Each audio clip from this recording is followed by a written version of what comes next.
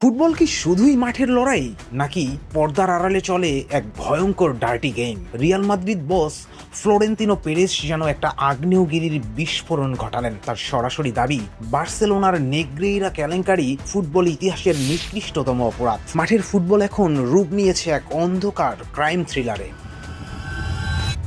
Perez শুধু হুঙ্কার দিয়েই থেমে থাকেননি, দালিলিক প্রমাণ সহ পাঠিয়ে দিয়েছেন উয়েফার টেবিলে। তার দাবি, রেফারিদের মাঝে এই দুর্নীতির বিষবৃক্ষ এখনও শিকড়ে গেড়ে আছে। অন্যদিকে বার্সেলোনাও বসে নেই। তাদের লিগাল টিম এখন পেরেজের প্রতিটি শব্দ মেপে মেপে আইনি যুদ্ধের প্রস্তুতি নিচ্ছে।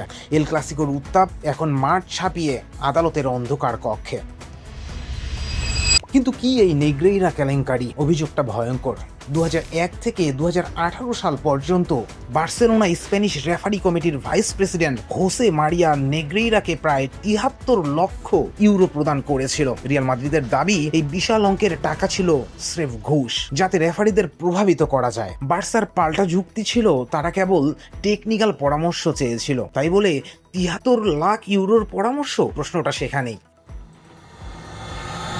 এসবের উত্তর মিলবে ফুটবলের আইনি লড়াইয়ে। যদি এই অপরাধ প্রমাণিত হয়, তবে বার্সেলোনাকে হয়তো দেখতে হতে পারে ইতিহাসের সবচেয়ে বড় শাস্তি।